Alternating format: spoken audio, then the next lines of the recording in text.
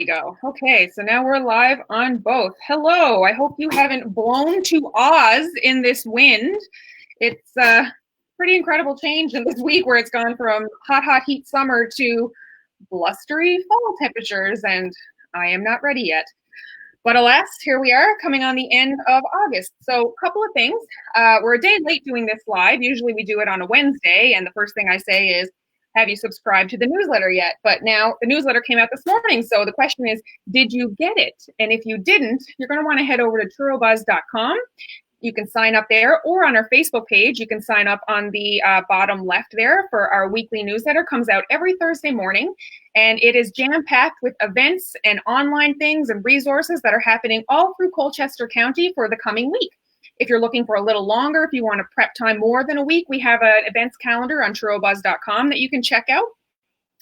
And sign up for our newsletter. And there's also a lot of first announcements that come at the newsletter. So you get to hear about special events and offers that are happening if you're a subscriber. So turobuzz.com to check that out. We also want to say a quick thank you to our sponsors that make a lot of Truro Buzz and this coverage possible. So we've got the Community Credit Union. We've got the Truro and Colchester Partnership for Economic Prosperity, and Fran Grant with Remax Realty. So big thanks to these sponsors. They help out with this Truro Buzz coverage and make things like this possible. So I have been alluding to this live for a couple of weeks now. It is a little less than 2 weeks before school starts, and we are talking with some members of the Chignecto Central Regional Centre for Education. School board members? I'm actually thinking now we have two principals here. I don't know if that makes you school board members. I'll ask them when I bring them on. But we are talking about back to school and what it looks like this year. There's lots of questions. They have been very busy trying to prep for many unknown situations. So we wanted to reach out to the school board and get a chance to talk to some school members about what going back to school looks like this year. So I can't get them on Instagram, so you're only going to be able to hear their responses, but by all means, give me your questions and I will relay them to them and you will get to hear their answers. So I'm just going to bring them on here now and we will get rolling. Hello! Good afternoon.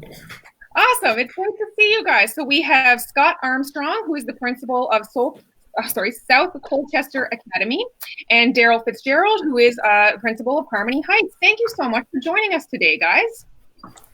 No, it's great to be here. Welcome.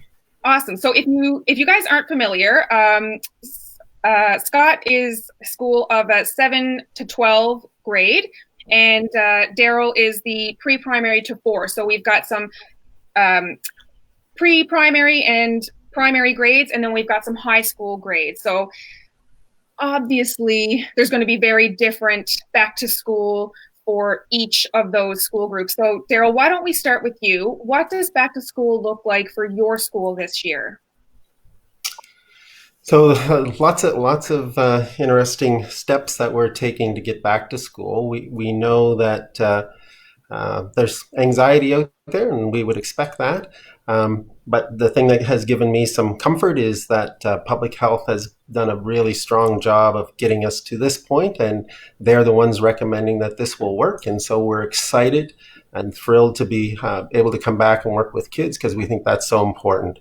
So most of our work to this point is in figuring out how can we create small groups of kids within our school that will stay together throughout the entire day. And that entails looking at recess times, lunch times. It entails how we come in the morning, how we leave at the end of the day. And it looks at the classroom and trying to create space within the classroom to allow that physical distancing.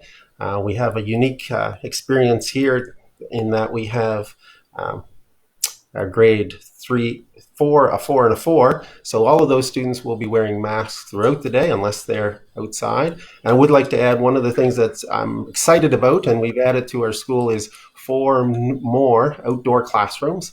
And one of the big changes will be an encouragement, not that we ever discouraged it, but an encouragement to really get outside and take advantage of learning in that environment, create shared experiences in that environment. So a lot of legwork, teachers in figuring out how to set up their classroom, to create that space, and to give kids a step up. We have a lot of work left to do with staff and talking about well-being and what the day will look like. But those are things that we're working through logistically now, and we're excited. Perfect. Okay, and Scott, how about you for the more high school grades?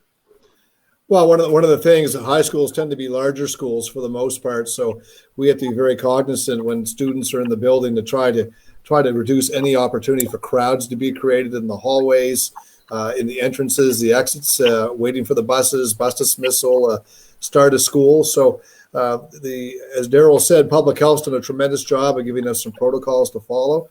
We've been working in our school and all high schools across our region, across all Nova Scotia, and probably across the country, trying to make sure we implement all these healthcare protocols to keep our staff and our students safe while still delivering a robust education. So, that means we have to stagger lunches, we have to stagger breaks. Like Darrell mentioned, during class time, we're going to encourage our teachers to take their classes outside as much as possible, because that's not going to be possible in a lot of their times during the school day. And a big problem for us, and Darrell as well, will be around lunchtime, having that number of people in a building all trying to eat at the same time. So it requires us to limit the amount of our cafeteria use, having several classes eat in the classroom, particularly the junior high level, and cohorting the junior high grades who are, as most people know, will travel together as a block of students, keeping them in one room, in the one classroom, and instead of them moving to a teacher's room, having the teachers move to them. That reduces a lot of traffic. It reduces the amount of people sitting at a desk. So if you're in grade 7, 8, or 9 in most high schools or most junior highs, you'll be in the same class all day. You'll have to be at the same desk all day. You're not going to move to different rooms, and the teachers will be coming to you. There's a lot of changes we're making in protocols like that to try to reduce traffic, reduce crowd, and reduce the number of people using the facility like a desk, so that it's if one person uses that desk all day, it's not going to transfer COVID to anybody else. So there's a lot of these suggestions that come to the Department of Education, many from public health, and by doing all these things, we can still deliver a robust education while protecting the health of our students. Right. That's all very good points. I think now when all of these news briefings started happening, the hot word was pivot. And now I think with it switching to schools, the hot word is going to be cohort. We're going to be hearing cohorts like constantly. Yeah. And I'm hoping we're hearing it at a positive level, because I want to bring that word back. I like it. Okay, so if you didn't happen to catch the provincial briefing yesterday, it was pretty informative for the back to school people who are wondering. So the biggest thing I have heard, now I feel kind of, I won't say silly, I don't know the right word, but I don't myself have kids going back to school, but obviously I'm surrounded by people that are, and you hear lots of different issues. So the biggest thing people keep saying, well, what's the plan? And I think the biggest thing I would like to drive home to people is that this greater plan is being made by the health board, by Dr. Strang and his community, which is then being filtered down to the schools. And there's not going to be one blanket plan that applies to everybody. So some highlights from yesterday's update was the province has a communicable disease protocol, but there's no blanket plan reaction. It is everyone's responsibility. It's not just the education system's responsibility. And that there are going to be after school and before school programs, which was the biggest thing that people were wondering. The way that he presented that they were going to do this is they're going to do multiple groups with up to 15 per group. So I know that's got to be good news for parents going forward. I'm not sure which grades have that after school and preschool as opposed to which ones don't. I'm assuming it wouldn't apply to your grades, Scott. So do you want to speak to that, Darrell? I can speak in general to it. It's not a program that exists at Harmony Heights. We do have 2 after-school providers who send a van or minibus to our school and pick up our students. So Boys and Girls Club, Pride and Joy, they pick up some of our students. So that's obviously good news for them. And they'll be working with us to talk about cohorts, talk about who's with who. And so that when they're planning their group of 15, they can take that into consideration, I'm sure, to try to keep those bubbles or cohorts as small as possible as we work through that. Excellent. I think one of the biggest things that I was interested in hearing was that it's going to be a school by school basis should there be a flare up. So if you hear about a school in Halifax having an incident, that doesn't mean all the schools are going to shut down. It means they're going to deal with those schools, and then perhaps protocols may change across the educational board. Is that correct? Right. So if you have an outbreak in Halifax, you could shut down a school or a family of schools, like a feeder system, for example. Or if it's widespread in the metro, it might be the whole region, the Halifax regional school system shutting down. And so you unlike what we saw in March, when we were still learning and reacting and didn't have as much information as we have now about how this virus is spread, you'll see that the Department of Health, Public Health, who makes these decisions, they can isolate or they can do broader ones depending on the size of the outbreak and the spread of that outbreak. So if something happens in Halifax, it's not necessarily going to shut down the schools in Colchester County or in Cape Breton. If something happens in Colchester, it won't necessarily shut the schools down in Halifax. And those decisions of what happens are not the decisions by the region or the Department of Education. It's really public health that will take a look at each individual outbreak, each individual situation, and they'll be making a decision and implementing that, in the Department of Education and the school systems will react to what public health says has to happen. Okay. Yeah. I'm sorry. Go ahead, Darrell. No, I was going to just reiterate, definitely not one size fits all in this case. Right. Yeah, and that's a very good point. And I didn't think of it like that. I guess not as a parent. You think if one school shuts down, then it's something that's going to trickle through all, but case by case basis, see what happens. We've got some positive things happening for the added outdoor classrooms. If you think that's a great idea. And now we have a couple of questions I'll bring to you there. One says, if a teacher tests positive, will the whole class then have to self-quarantine? Well, Dr. Strang did answer that question. And again, it's a case by case. So if you have a case, public health will come in. They'll investigate what's going on with that case, and they will establish what protocol has to be put in place. So the answer, again, it's a case-by-case basis. It's not something we would decide as a system. Public health will look at that, and for example, in a big high school like South Colchester or Cobequid Education Centre, if that teacher is teaching several classes, the decision might be different than if they're teaching just one class in Darrell school. So public health, they will look at places that already had school and during COVID, look what's happened there in outbreaks, use that information and that experience to inform their decision. Again, so it won't be one size fits all. And, an impact like that would be very different probably in my school than it would be in an elementary school like Darrell's. Right. And I think initially, one of the things that was frustrating was not having, say, a flow chart of how we would get to the next stage. But as I've come to listen to public health talk about it, I feel much more confident that that's taken out of my control because I'm not a trained medical person of any sort. It allows us to focus on the education, and safety has always been one of the paramount things that we've looked at.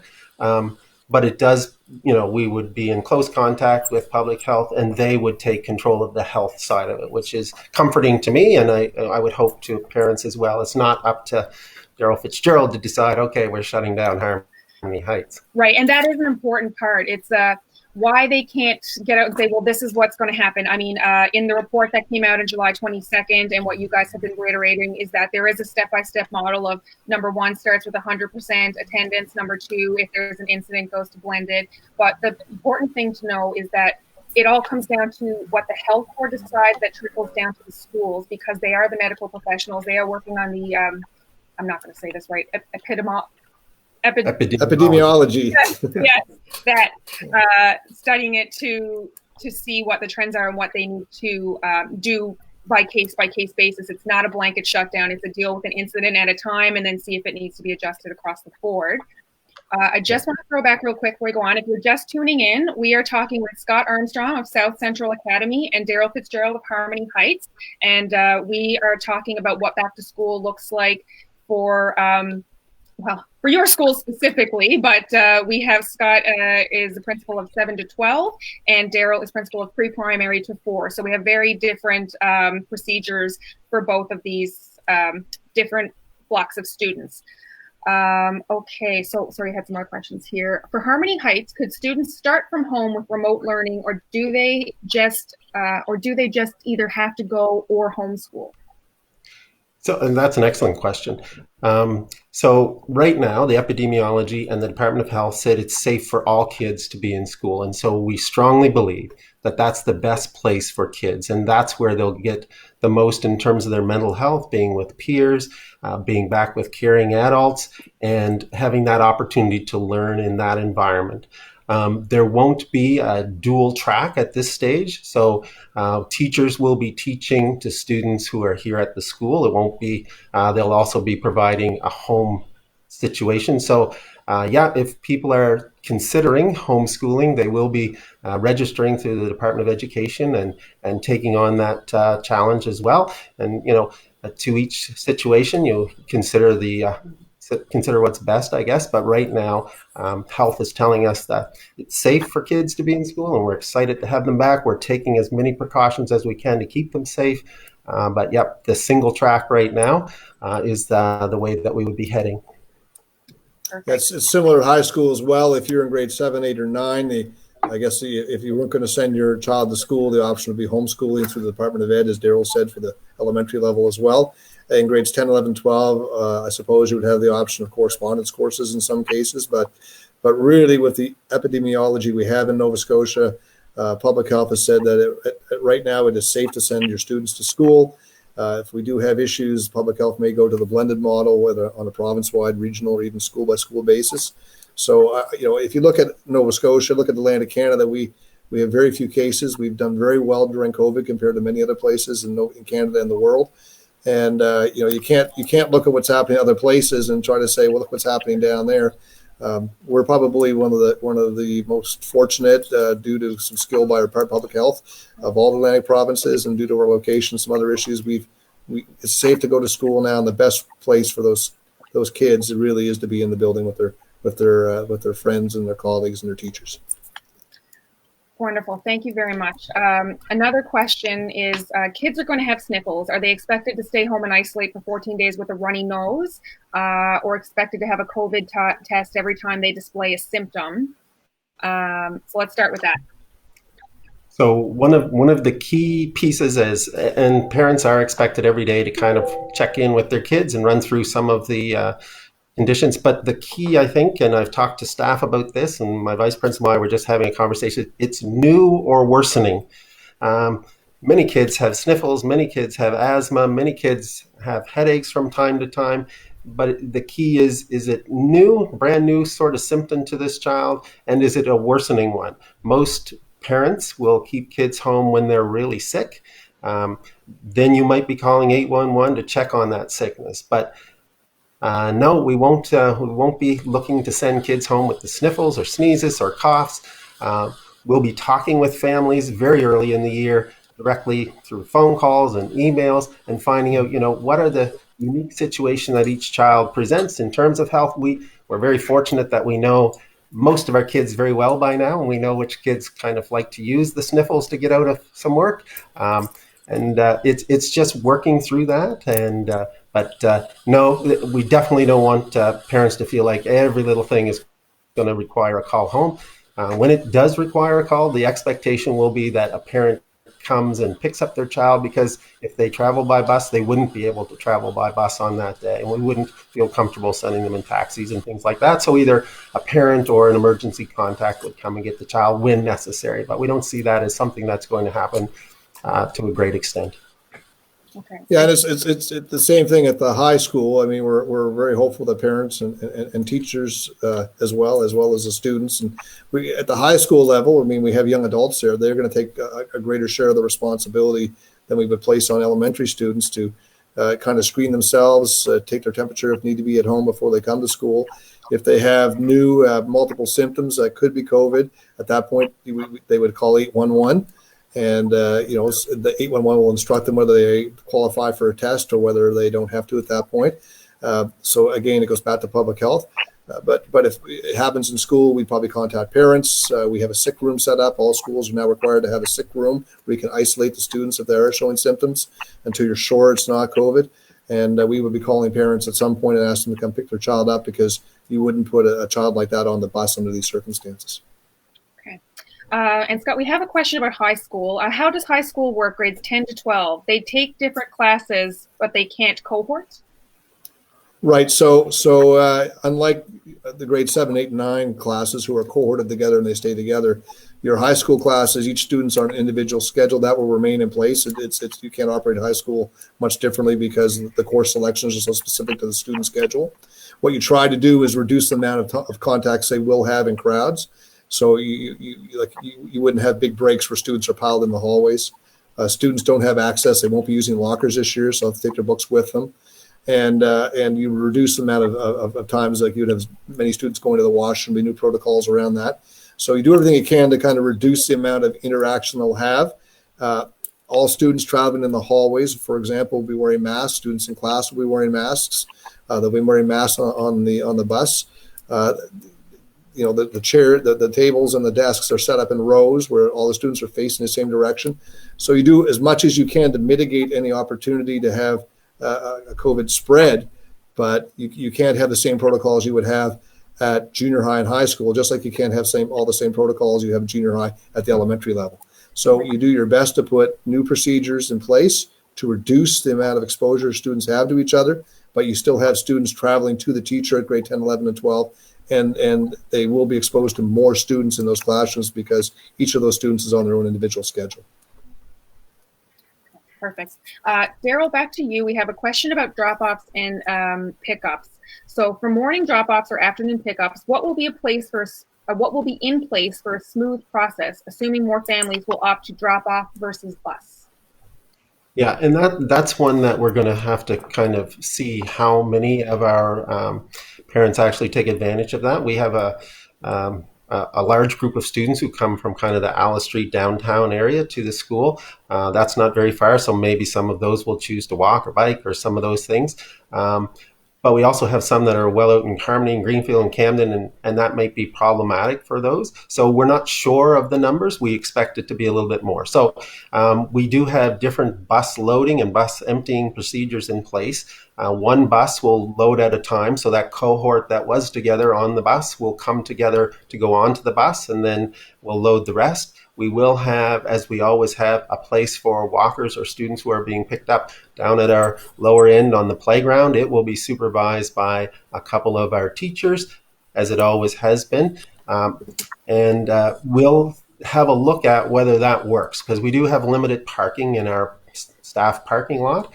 So if we find that that is unsafe in any way in terms of the amount of traffic or the backlog or whatever, we'll change that procedure so that maybe we're holding those students a little longer till the buses are out of the bus loop, and then we'll be able to make use of a larger area for parents to pick up there.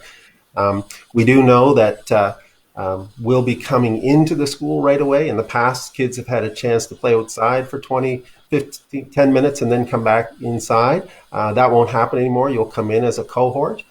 So the students will come into their classroom right away, the 20 minutes before school. Someone might be wondering about that. Our expectations for staff are 20 minutes before, so 7:40 for us, and then 20 minutes after till 2:20, we're supervising kids. That doesn't mean that at 2:20, if you're not there, we all walk away. We bring them all in and we look after them until we need to track someone down. Happens all the time that people are running late or whatever, and it's not a big problem. But yeah, we'll definitely be monitoring the safety of our parking lots and the traffic very carefully.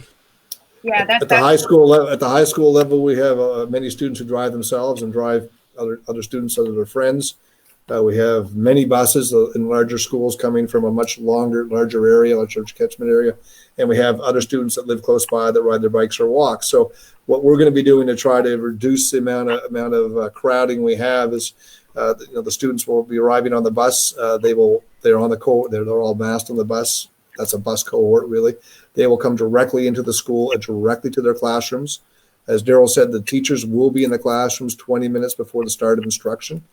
Students will go right to their class, sit down at their desk at the junior high level or their first period class if they're a high school student. Then we're going to ask at that point, once we have the buses all there, or the most of them there, then we'll ask students who are driving or walking to arrive. So we're going to, instead of coming 20 minutes or 30 minutes before class, if you're driving yourself or you're walking, we're going to expect you to show up, a little closer to the start of instruction. That way we won't have all our bus students and our drivers and our walkers arriving at one time. They'll be arriving in a staggered fashion, which will reduce the amount of crowding we have coming into the school. At the end of the day, we're going to ask the walkers and the drivers, we'll dismiss them first before the bus students are dismissed, and then we'll start dismissing bus by bus. So students will stay in their classrooms with their teacher till their bus arrives, then they'll be dismissed, and when the next bus comes, that group will leave. So as you can see, we're taking a lot of structural steps to reduce the amount of kids that are all in the hallways or leaving the entrances and exits at the same time. And by all of us working together, and I think it'll work very well, we'll be able to reduce a lot of exposure if through some of the steps like that. Right. It's going to take some time to fine tune because exactly like you said, you don't know how many people are going to be dropped off, how many people are taking the bus. And I'm sure it was congested beforehand, as some people are confirming. So try and be patient as everybody figures out what is good for the majority of people. Correct me if I'm wrong, but it sounds a little bit similar to how before school and after school was during the teacher strike, where there were no after school resources. Is that close to what you'll be seeing now? So we've always had 20 minutes before and 20 minutes after is the expectation for supervision for teachers in their working day. So that's always been the case. What changed in terms of the strike or the work to rule piece was that they were adhering very, very tightly to that. And at that point, administrators as well were in the NSTU. So we also had to adhere closely to it. Our challenges and parents' challenges are always making everybody's hours align. People need to get to work and all those things. And it's really, it's not going to be just the school that would make this work. It's all the families recognizing that things have changed and we have to adjust and we have to be careful and we have to be able to expect some delays initially. Buses are always slower at the beginning of the year as we teach our little people how to board and where to go and all those things. And if more people are being dropped off and picked up, there's just a level of patience that you'll have to come to terms with.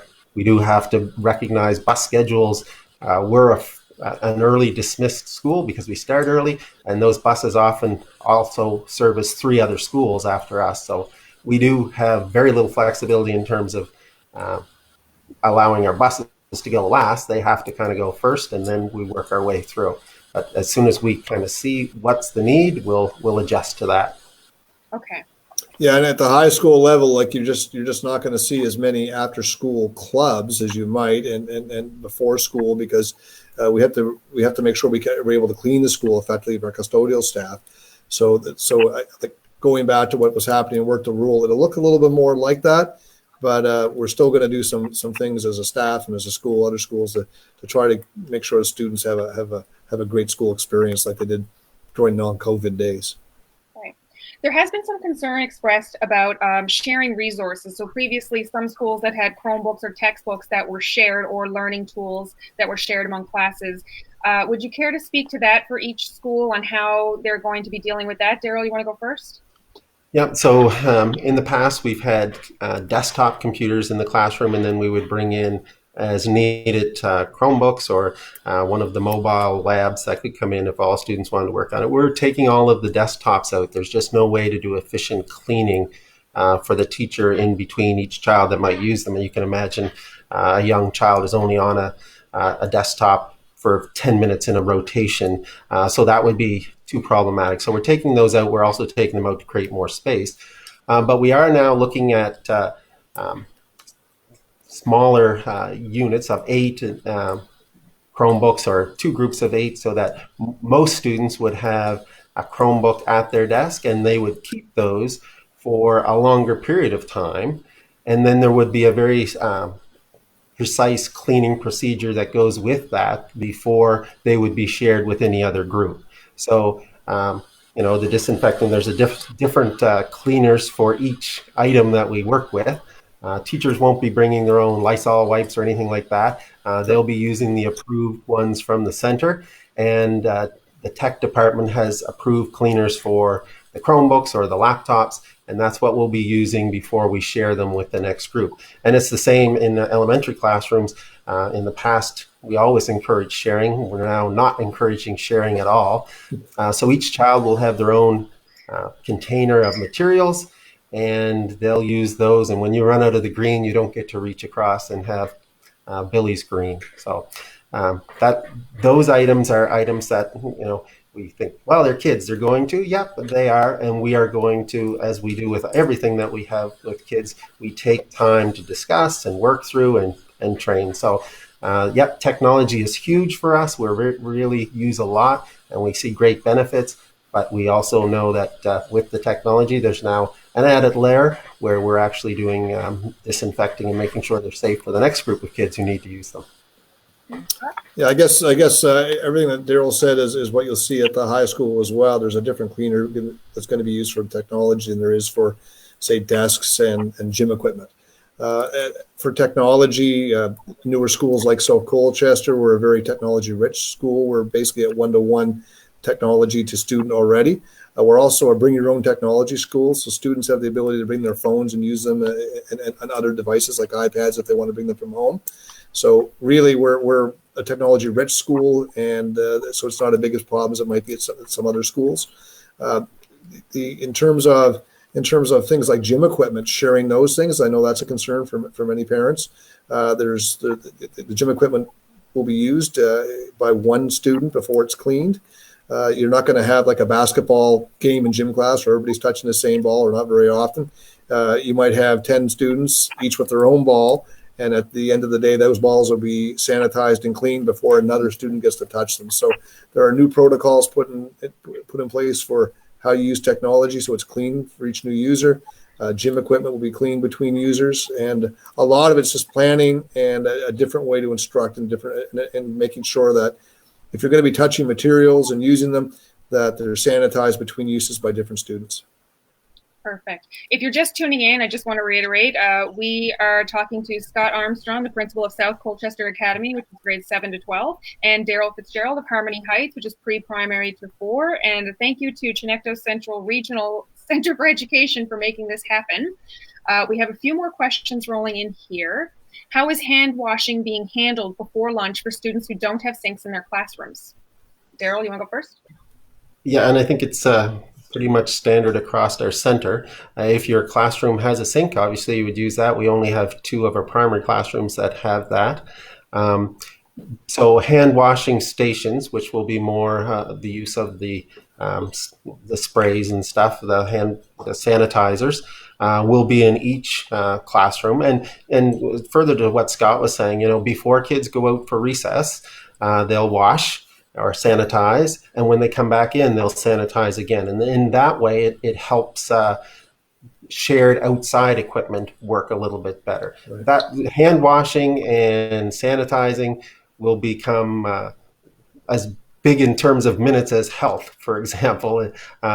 It'll take a lot more time. And one of the things that we've talked to with our teachers initially is we're thrilled to get kids back here and have them learning, because we know this will be better than what we unfortunately went through in March to June. But we won't get the time on task that we would have at that point, because we'll be going outside more. We'll be getting more fresh air and shared experiences there that we can use in our literature or literacy or math. But there will be more time for making sure we're trying to keep kids safe and washing and sanitizing and those type of things. So every classroom will either have a sink or hand sanitizing station. Scott? Yeah, like washing your hands or sanitizing your hands, you can do that. We have 75-minute blocks. So part of that 75 minutes in English, you'll be required to sanitize your hands. And that's just the changing nature of society right now. This is becoming a really important thing, more important than what is always important to have hygiene, but it's going to become incredibly important in terms of health protocol. So you're going to see schools actually implement during class time, during instructional time, making sure students are doing this so it becomes habit. And that's what you'll see in junior highs and high schools. Before students have a lunch, they'll all be required to wash or sanitize their hands, depending if they have a sink in their room or not. And after they come back in from outside, it'll be the same thing. So what it is it's more a focus on the health protocols instead of some of our instructional time protocols. Health protocols are going to take priority over that, and the school systems react to that quite well. And again, you can't teach students if they're homesick or isolating for 14 days. They won't be here, so they'll lose more time. So it's better to take a little time out of instruction now to make sure we're protecting the health. Otherwise, we'll lose those students for 14 plus days at a later time. Right. A question that did come up earlier: in the event students are sent home or have to be kept home, sorry, I just got to scroll back a little bit here. Will schoolwork be sent home for those students?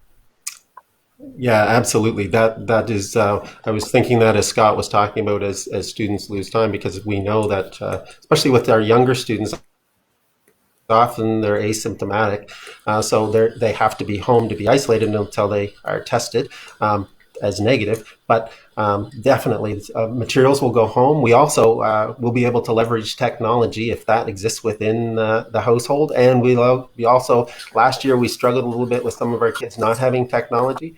This time, if we know this is going to happen, we can send technology home so that they have access to a Chromebook or a jump drive with some of the material that they're going to be needing to work on. And we do have, many of our students have become familiar with using the online tools of seeing the teacher and reacting. Almost every one of our classes had that opportunity as we went from March through June, but some of them didn't have the technology to make it work. So that's exciting, and that's a lesson learned from the last time, that we can provide these things through this process. But yeah, kids who are out sick can definitely take advantage of the learning opportunities at home, and teachers will be providing that for them. Yeah, at the high school, online learning would might be a stronger factor, because we may have our 10s to 12s to the blended program where they're home while all the other students are still attending school and spreading out into the buildings and using that space. So Google Classroom, the teachers use that effectively from March to June. But from March to June, we were kind of building the plane while we were flying it. We'll take all the lessons we've learned from that, and you'll see a lot more structure. You'll see a lot more technology already distributed to students before that would happen, and you'll see students who don't have adequate internet access. There will be jump drives going home with them. So you'll see a much more structured plan with more accountability and more assessment included if we end up in some sort of blended program where some students are doing online learning at home. Perfect. I do want to come back to online learning, but before I get there, we have some questions around masks. Sorry, I just scrolled down. Sorry, when the comments go up and then I've lost my questions. Will children be allowed on the bus if they don't have on a mask? So, like Dr. Strang has said many times, it's a learning process. Every student who gets on a bus will be encouraged to wear a mask. There will be masks available. The bus drivers will have them. And for some of our younger students or students with some sensory issues, we'll have to look at how we help those students gain that understanding and work with them. But it won't be dramatically different from what we see in some stores where some people aren't wearing a mask, and we're not asking. There's some leeway there until we get everybody understanding the purpose of it. And with little kids, for the most part, unless there are some sensory issues and things like that, it seems that they're adjusting much better than I am personally. Yeah, and on the buses at the high school levels, it's the same. We would expect students to wear masks. So wearing a mask has been proven to stop the spread of COVID. If there's a situation where there's high anxiety or some other issue like that, some students may not wear a mask, but it's an expectation, particularly at a grade 7 to 12 level, that we would expect those students to wear the mask if possible on that bus. Okay, so to sum up, that answer is that there will be some leeway. They will not be denied being allowed on a bus if they're not wearing a mask, but it is certainly encouraged. Absolutely. Yeah, and there'll be a whole education piece around that too. Right. We'll work with students and try to help them understand the importance of it, just as Scott said. Perfect. Wondering if teachers will be wearing, will teachers be wearing masks at school in the pre-primary to grade 4 schools? So there are mask guidelines put out through our center, and our grade fours, those students, because of their age, not because of the grade, the epidemiology and the research has shown that they become a little bit more effective at spreading. So they're going to be wearing masks all day when they can't socially distance. So that will be most of the time. Teachers in those classes will also be wearing masks when they can't socially distance, which will be most of the time. That's why we're so excited about our outdoor classrooms, because when they're outside, they don't have to wear masks. When they're eating lunch, obviously, they're not wearing masks as well. That's the situation. Those are the guidelines. And for teachers working in the school, for myself, for example, if I'm in the office working, I probably won't have a mask on. As soon as I go out in the halls or go visit classrooms, I'll have a mask on. If I'm outside on duty, I won't have a mask on, and I'll be interacting in that way. When we do small group instruction, which we're very excited that we're still able to do, teachers and students, regardless of their grade, will put on a mask as appropriate to do guided reading or some guided math or something along that line. Yeah, those same protocols apply to the high school level. When you can't socially distance, if you're a teacher in the school, you will be wearing a mask. Students, anytime they're in class, we can't socially distance in class just because of the number of students we have in there, so they'll be required to wear a mask. But when we do have outdoor classrooms and teachers are outside, the teachers and the students won't be required to wear a mask. Just like when you go into a convenience store or go shopping, you put a mask on when you're inside, and you can't always socially distance, but outside you can take your mask off. So you're going to see a lot of what's reflected in the business you've been into, reflected in the schools as well. Yeah. And something. Sorry, go ahead, Darrell. Yeah, Scott mentioned earlier about bringing, as possible, and it certainly is possible in the elementary and the junior high, bringing teachers to students. So those teachers, like a music teacher coming to multiple classes, the French teacher, they'll be wearing masks as well, because they'll be interacting with a number of cohorts or during the course of the day. That's right. And I think everybody is just crossing their fingers and toes that it's going to be an incredibly warm, beautiful September into October, and we'll be outside as much as possible. I know even not the back of people are hoping that. The more sunny days we have, the better. That's right. I mean, that's pretty much a blanket statement, but it's really striking home now with the addition of outdoor classrooms and the possibility to get kids out of the closed rooms. One of the lessons from pre-primary is that you can get outside on a lot of days. They're outside. That's part of their program. So if little kids 4 years old can do it, we can probably all get out there a little bit more than we are. And I think that will be really important as we go through this. Yes, and when we get to October and some of the colder months, we're going to still take students outside. Unlike at the elementary level, where parents have a great influence on what students wear to school, we're going to be asking those students to make sure you're prepared to go outside. We want to make sure that the students are dressed to go outside, even if other times in their careers in grade 7 to 12, they may not have anticipated going outside. They dressed for inside. We're going to be making some pretty strong recommendations that be prepared to go outside even when it's a little cold, because we want to make sure we have that opportunity to spread out from inside the school, get them outside as much as possible, so that way they have some outdoor time. And teachers will be great role models in that, because they'll be talking about dressing appropriately, and they'll be dressed appropriately to go out and enjoy that opportunity. Absolutely. Sure. I just want to circle back a little bit to the online learning. I very much like the statement you said, is that we're building the plane as we're flying it, because that really was what happened in March. And some people pivoted and adapted to it quickly and were able to get online models. Other people struggled with it, not to mention there was an incredible amount of mental health issues for everybody, and trying to cope and having absolutely everything just turned upside down, and having to relearn how to do your job. So in the new, in the model that they have outlined through the health authority, we have, I believe it's 3 scenarios. So the starting at 100% attendance as is right now, going to a blended model where the older students are going at home, and then the last one being all online learning, which we're really hoping to avoid.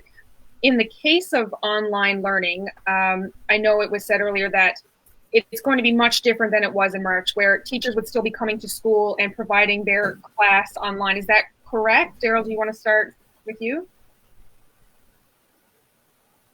Who did you want us to start with? I'm sorry, I didn't Sorry, hear. Darrell, I've just been, the way you are on my screen, I go to you first. I apologize. Yeah.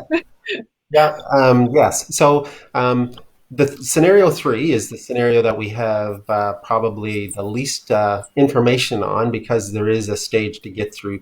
But my understanding is that providing it's safe, teachers will come to the school and do their teaching from there. There will be increased amounts of time as opposed to the 1 hour a day.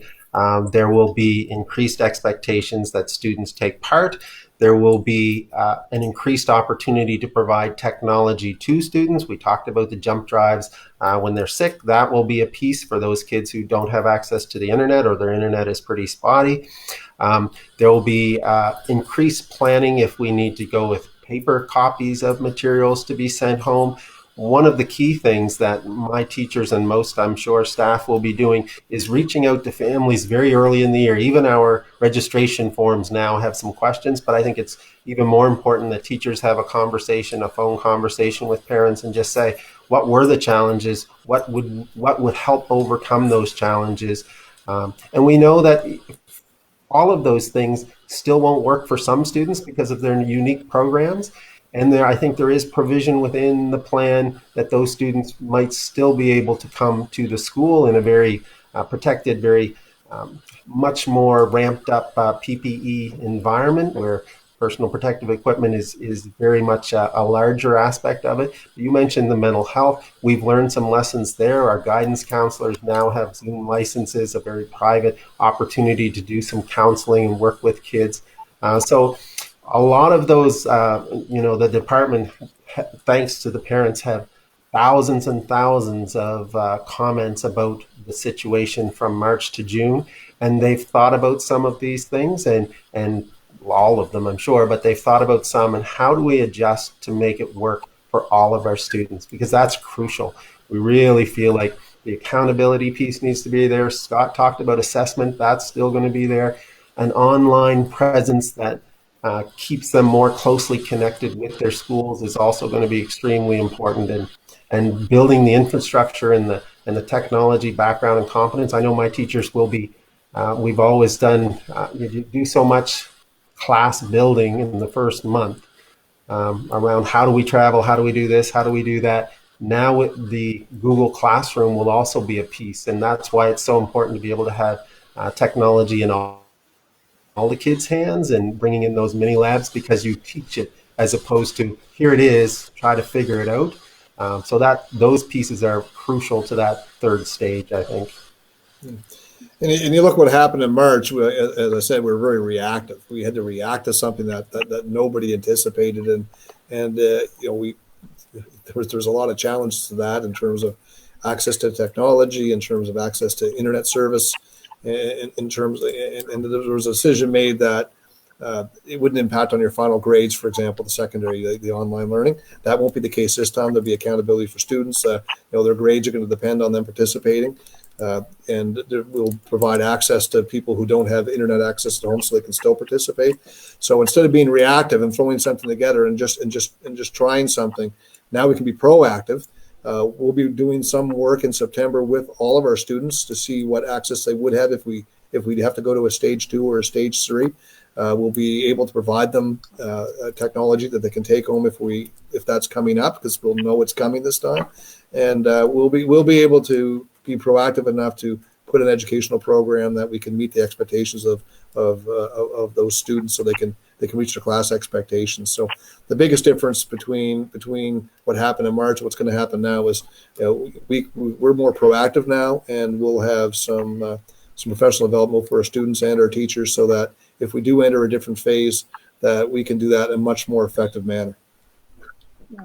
I just want to point out, we do have some repeat questions. Once this broadcast is no longer live, it will be up on our Facebook page.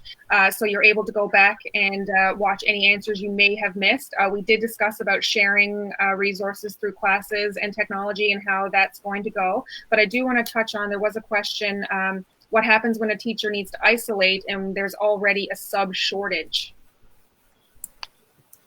Well, maybe I'll take that one because it's subject specific at the high school level, whereas the elementary you can move subs around a little more easily.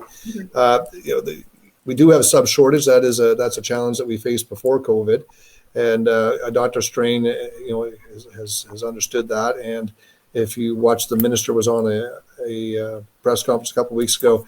They're working with the teachers union in different regions to try to, if we can't get a teacher into sub that's got a Bachelor of Education degree, they may go to other qualified people or qualified in subject areas to build a pool of people that are sort of emergency subs. That's been done before. So the Department of Education and the regions are taking steps to make sure that we can put a body in front of those students. The other options for large schools is you might use a resource teacher, might use other people to fill in and support that. We've had to do that in different emergency situations before. So we realize that we could be facing a bit of a human resources challenges, depending on what happens and the timing of these things happening. So if that would happen, we would find a way to get a warm body in there that hopefully has an education degree that's qualified in that area. And if not, hopefully we'll have a pool of people that could go in and handle a math class for at least a couple of days till we got a qualified teacher in there as a sub. We're going to have to work hard to do that, but I do think it's quite doable. And it's something that, again, we're more proactive now. We're anticipating this, and we're going to have a larger pool of subs. You might have seen there's been more money invested in hiring more subs now in preparation for something like that happening. So, again, the system over the summer has been much more proactive in preparing for some of those human resources challenges we could face. And Darrell, did you want to weigh in on that, or? I just would echo Scott's one point about reallocating resources within the school. There are times when, if we weren't able to get a sub, then we would look at some of our extra supports, whether it be reading recovery, early lit support, intensive math, phys ed, music, and reallocate that so that's covered. And just talking about subs, because that might be an issue for some parents, they are looking at cohorting to some extent the subs as well. Right. So they would choose maybe a smaller group of schools that they would be available for. So that would reduce how often they're going. But when they do come, regardless of the grade, they'll be masked. And it doesn't matter if it's primary or if it's grade 12, they would follow those rules around that. So some comfort, hopefully, there that who's coming into the classroom, because school access will be dramatically restricted. That's one of the big changes and one of the huge challenges, I think, especially I'm sure at high school too, but especially at the elementary level, we really value parents' participation in the school, and that's obviously going to have to be less as we try to limit who's in our schools. Interesting question that I never really thought of until now was what are students going to put their outside wear if we're not having lockers? What about like in the winter, shoes, hats, mitts, boots? Well, I'll start with that because lockers are more of a factor at the secondary level. I think these are parents who probably remember back when they were in school and they used their lockers for everything. When we started cleaning our lockers out, because you remember in March, students didn't have an opportunity to clean their lockers out, so they had to come get their stuff later on. We found that most of those lockers are pretty empty. So students don't use lockers now as much as they used to for whatever reason. There's a lot more technology in schools, lots more online stuff, so they don't have as many books and things to carry. If at the junior high level, their coats and their book bags will go in the back of their seat. They would rather do that anyway in a lot of cases. As I said, they're not moving from class to class, so they're staying in their desk all day long, so that stuff will be there when they need it. At the high school level, the students will carry a book bag with them, but as I said, they're not going to have as much to carry as they would have 20 years ago. And in terms of outdoor footwear and jackets, if they're driving to school, they're probably not going to have as bundle up like they would in real bad days. Other days, they're going to be dressed fairly warmly anyway because they're going to be more likely going outside. So they won't have as many things to take off because they'll be dressed to go outside already. So I don't think that's going to be as huge a challenge as you might think. Thinking back to when you were in school, things have changed a little bit. Oh, my locker was a mess. Darrell, for kids, is it any different at the pre-primary to core level for extra? No, No, they'll still use their coat hooks to hang things and drop things off. The difference will be that we'll be avoiding crowds. There'll be staggered breaks so that there won't be two classes out there trying to do the same thing. The cohort or part of the cohort will be outside getting ready. And once that happens, another cohort might get ready and head outside. And when they're out on the playground, because some people have asked about this, the teacher will actually go out with their class and they'll be in one section of the playground while another cohort is off on the other section. So that requires the staggering of recesses and lunches, but it keeps the cohort separate even at lunchtime, which is both positive from a health point of view, but so, some kids are a little sad that their friend is over in the other cohort and can't reach out to them as much. And the same thing's happening at high school at lunch, for example, when they go outside, 20, 25 minutes they'll have outside, but they have to stay in the cohort they have in their classroom. So there'll be different zones. Correct? Pardon me? It's staggered times. Not everyone is going to be staggered times, yeah. So like we'll have at our school, and our school is a bit smaller than say CEC. The junior high level will have 3 classes outside at one time instead of having 9 classes outside at one time. And those 3 classes will have 3 different sections of the playground where they're going to be. And then we'll stagger the lunches. So instead of 9 classes being out there together, there'll be 3 lunches with 3 different classes outside in certain areas. So like as Darrell said, that's great for the healthcare protocols and keeping those cohorts together. If you have some close friends in some of those other classes, it means you can't spend as much time at lunch with them as you're probably hoping to. There has been some concern expressed about the size of classes as they are already, with lack of social distancing, obviously. And some are wondering, has there been any investigation into alternate spaces like church halls or hotel banquet rooms, or allocating any resources from the federal government to that to help with physical distancing in larger classes? So I'll speak to our school from that point of view, because we are that younger age group and the transmission of the disease apparently is much less in that way. We physically distance them as much as possible. I think early on you may have heard Dr. Strang talk about that first meter in the classroom being the most important, and the fact that they're together. So we'll be working with that. And because of that, and because in scenario 2, we reallocate rooms so that then the 2 meters does apply within that situation. We haven't had the need for our planning purposes to look at any other areas or facilities that would take care of our students.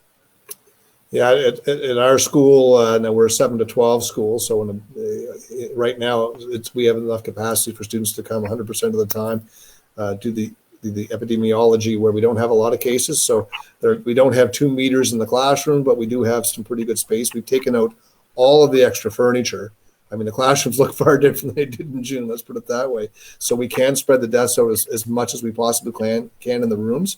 I think if you came and look at the rooms, the students are much more spread out than what you would have seen coming into a room in March or April if the students had been there, because any extra tables, any extra desks, cabinets, all those things have been removed from those rooms. The desks are far more spread out. If we do have a case where we move to the second tier, like a blended model, at that point, our grade 10s to 12s will be home doing online learning, and we'll be spreading those junior high students out into bigger spaces in the school or in multiple classrooms with some added resources going in to teach those students.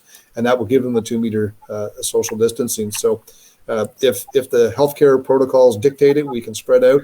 But for now, in the epidemiology we have in Nova Scotia, we can spread them out enough where the public health is determined it's going to be very safe. Will mental health resources, for example, cognitive behavioral therapy programs, will they still be available through guidance counselors this year for youth who previously needed it, especially after being out of school for the last 6 months? Yeah, that was one of the, and if you looked at who was possibly available in scenario 2, guidance was never one of those positions that was available, because we realized that lots of needs prior to COVID. COVID has only multiplied that. So as I mentioned earlier, the virtual presence was a possibility last year as needed, but certainly they'll continue to look at how that can be best applied within the parameters that the plan has. So those were some of the kids who I referenced in Perhaps in scenario 3, if we ever got to that, those were some of the kids who might still come to the school to access supports because it's vital to their mental health, it's vital to their educational process. Yeah, it does. Yeah, same at the secondary level. It doesn't matter what phase we're in. We're going to have those services available. And as Darrell said, if we do have to spread out and use internal resources, your guidance counselors are not part of that program. They're still going to be available to support kids because we know in the circumstances we're in, that's become there's a growing demand for counseling services, and those services have to be there for the school system. Right. Okay. I'm glad we touched on that because that was one thing I hadn't heard much about was the guidance side of what would be returning. Will teachers be given time to disinfect materials during class changes? So we did touch on this earlier where I believe it says for the high school kids, they will be staying in the class and the teachers will be changing. Is that correct? Yeah, for grades 7, 8, and 9, they sit they're the only ones in that desk all day long because the teachers are coming to the students. So if you're a math teacher and you're teaching grade 7 math, you're going to be in the 7-1. Then you will move as a teacher to the 7-2 classroom. The students will stay. So they're the only ones going to be using their desk and their resources all day long. At the 10 to 12 level, it's a little different, where you have the students are moving to the teachers, and you have to have resources, if need be, cleaned before they use them. And so there will be a little more attention given during instructional time to make sure we have expected cleaning protocols put in place as students are going to be sharing things. There's WHMIS training that is going to take place of all of our teachers. So the teachers have the training to actually disinfect things appropriately, have the certification to do that. So as part of our professional development, when teachers return on the 3rd and 4th, part of that's going to be WHMIS training so that we have certified teachers to do some disinfecting and some cleaning appropriately. Okay, wondering. And at the I was just going to say at the elementary level, most of it would be a bigger concern for our phys ed and music teachers, and they have some pretty specific guidelines now. And if a teacher recognizes, I just don't have time, I'm using these rhythm sticks in this class, I can't use them in the next class because I don't have time for that disinfection in between. In the gym, same thing. If there's not time, let's say it's not a scheduled break like recess, you couldn't reuse whatever equipment you had. So those teachers are going to be called on to be a lot more flexible and think their program through a lot more. And fortunately, at the provincial level, they've had groups working on that as far back as May and June. Once again, there's going to be certainly a learning curve, and we're very fortunate to have the staff that we have that are willing to work at this and make it the best possible case. They're thrilled to be having that opportunity to work with kids again. So they're going to work really hard to make it safe, and they're going to work really hard to make it the best they can, knowing that it's not going to be as easy and not going to be as efficient as it was in the past. Excellent. I want to be very mindful of your time. We're at the hour. We just have a couple of questions left, if you don't mind. One of which was, when would parents be informed who is in their cohorts? Should they want to coordinate with other families for driving or things like that? That's an excellent question. Well, I'll take a crack at it. We still have our privacy rules, so we can't send home a list of who's in each class. But parents do have their ways of finding out. They just talk to their kids and say, "Oh," and particularly places like Darrell's school, a lot of these parents know each other quite well. In a school like Colchester, we have 4 feeders. We have 4 different communities that basically feed our school. A lot of those parents have had these students go to school all the way up through, so they'll kind of know who's in which class. They'll ask around, and so parents will have a way. But if you call and ask for a list of students which class they're in, that's not something we can release due to privacy issues. Mm-hmm. For Valentine's Day that comes up, but it's by that point the kids know everybody in their class, and many of the parents know them, and they've created their own social bubbles prior to for everyone. But our pre-primary and primaries, they probably, and even some of them, they already know some of the other students. But we don't give out that information, but the information certainly spreads through formats like this, for example. Exactly. Gets passed around. Yeah. I am here to serve the people. Okay, I just have one last question and we'll wrap up there. There has been some concern about, for example, high school students that have classrooms that don't have windows, and then the long amounts of time they could be spending on those. I don't know if this applies to either of your facilities, but how will you deal with that if you're keeping students all in a classroom all day long? Scott. Well, first thing, like as I mentioned before, it doesn't apply here. I think maybe the question was. Oh, sorry, Scott. Well, I was saying it doesn't apply here. Sorry, Darrell. We'll give you 1 second. Scott, go ahead. Go ahead, Darrell. Go ahead. Oh, go ahead, Darrell. I'll answer. Okay. Yeah, I think the question probably is related to perhaps CEC, where that does exist. I think that's kind of a unique situation, so I'm not sure what they're thinking about. And certainly for us, when we've talked about it, we will be encouraging outdoor time. We definitely have recess, we definitely have lunch, and we have, as I mentioned, 5, and we're hoping as very soon as the school year goes on, as we're adding to our natural playground, a 6th location where outdoor education is the focus of that spot. So it won't be an issue here to the extent that it might be in a location where that's true. Yeah, and our school here in South Colchester, we have a massive campus. It's almost like a college campus in a lot of ways. We have a lot of places where students can go outside. We're going to strongly encourage our classroom teachers as part of their instructional minutes to take their classrooms outside. As Darrell said, we're hoping to put in some outdoor classrooms where they might be even to do the whole class outside or a big chunk of the class outside. Most of our classrooms, probably 90%, are along the outside of the building, so they have windows. I think all the junior high classes where students are going to be all day all have windows which can open. So in terms of air quality, it's not going to be an issue. I do believe now, I'm not sure about this, but I'm fairly certain that all of our circulation systems in all of our schools have been checked out to make sure the ventilation in the schools is working very, very well.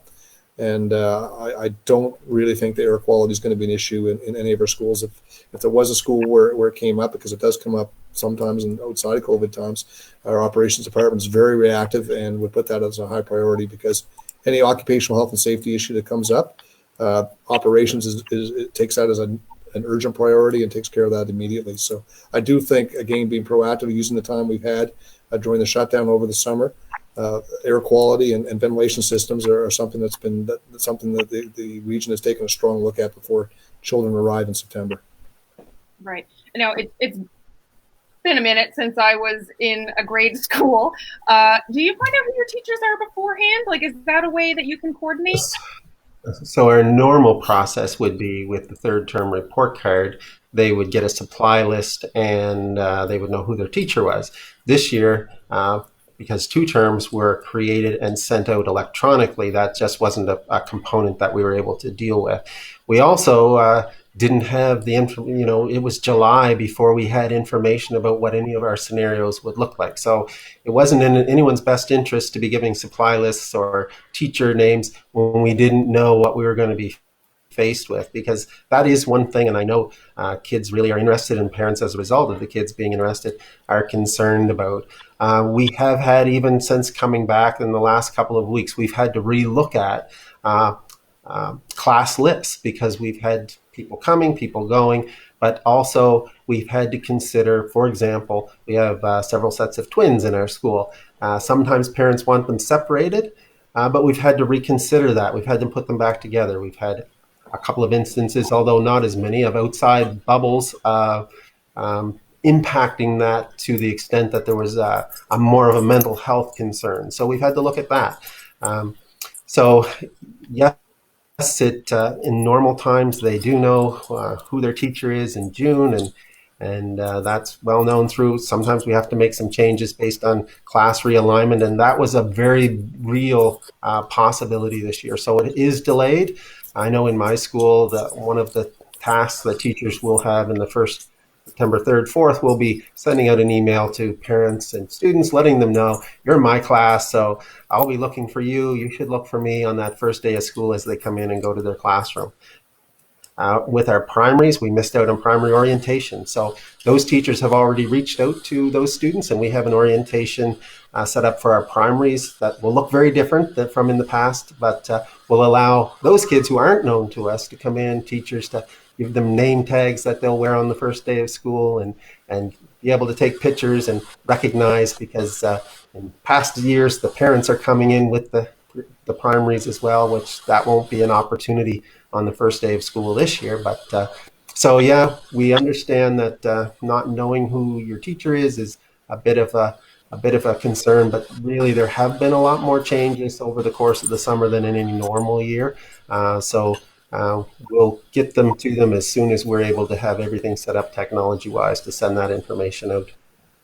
Yeah, at the secondary level, it's not going to look much different than it usually does in terms of where you go to your first class when you first get there, with the exception of our grade 7 students, because they have not been in the building before officially. They might have been here to visit an older parent or watch a game, or older student or watch a game or something. But we missed out on doing a grade 6 orientation due to COVID in the spring. So we've been in contact with our families that have grade 7 students, and we've set up an orientation that's going to take place next week. So by appointment, small numbers, and cohorted in their classes where they're going to be going.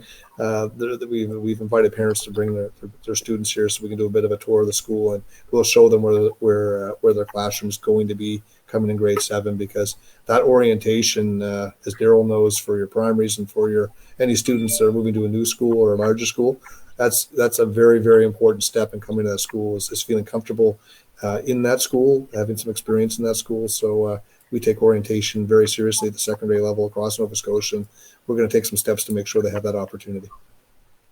And speaking to Darrell's point about it changing so many times, and that's why the information has taken so long to get out.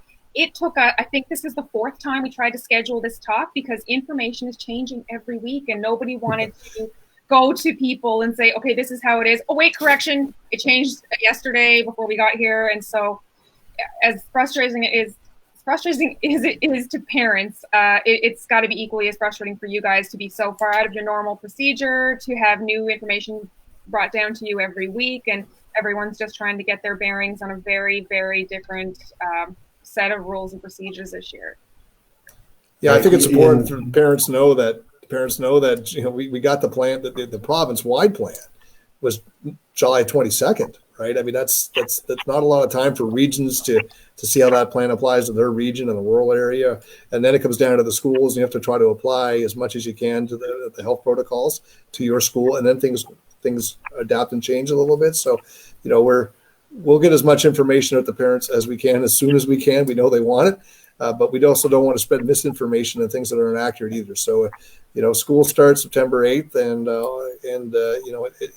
it's all students will be able to come on September 8th, and parents will have the information they need when they need to know it before the students will come. And we're very cognizant of like the reason Darrell and I are here today is because we do have a lot more information we did a week ago, and we understand parents need to know this information. There's nervousness out there, and we will do what we can to communicate those things as soon as we possibly can.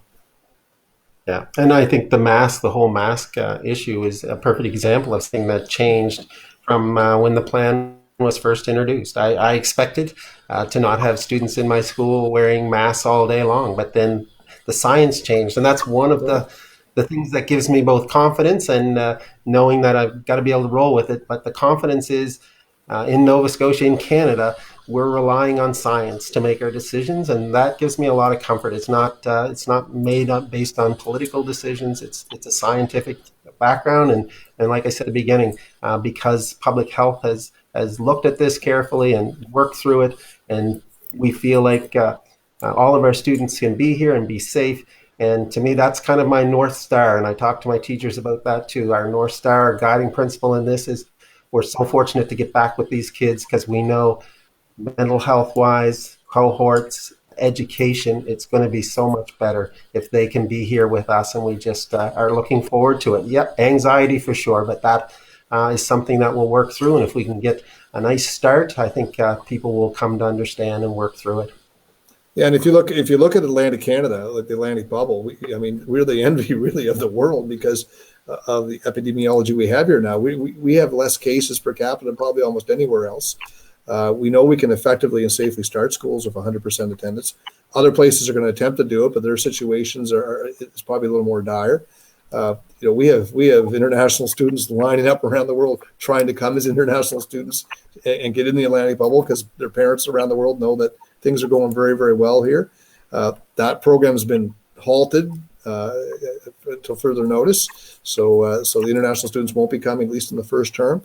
But when you look at the situation we're in Atlantic Canada, it gives me growing confidence in our public health, in the decisions they've made to keep us as safe as they have, so that when they come down with protocols and the science, I think all the parents and people in our system can have confidence that they're going to make the decisions that an err on the side of caution, so we're going to keep our people safe before they open up schools too early. Well, gentlemen, I want to say a big thank you. If you can see the comments there, thanks is rolling in for you guys taking the time to do this. It was a very big deal, and we greatly appreciate you taking time to talk to me, to answer public questions. And a big thanks to the CCRCE, Chignecto Central Regional Centre for Education, for putting this together. Big thanks to Scott Armstrong of South Colchester Academy and Darrell Fitzgerald of Harmony Heights. We really appreciate taking the time to clarify and answer people's questions from local representatives. I believe it has definitely helped ease some tensions for people. Scott? Great. Appreciate the opportunity. Thank you very much. Great opportunity, and good luck, and hopefully we have a great, safe start to the school year. I'm expecting that's what we'll see. Absolutely. Darrell, any last words? Yeah, I appreciate this, this service that you're providing the community, because I think the challenge for us early on was we didn't know a lot of things, and we didn't want to be sharing a lot of things. And as we get to know more, we'll share more. And I think information in almost every case, whether you like it or you don't like the information you get, it at least gives you information, and that helps lower the anxiety. And really, that's what we're hoping for. Absolutely. The more you know, for sure. Well, here's hoping for a very dry, warm, lovely fall for everybody and a good, smooth back to school. So thanks, everyone, for tuning in. And thanks for contributing with your questions. And we'll see you around the old Hive. Have a great week. You too.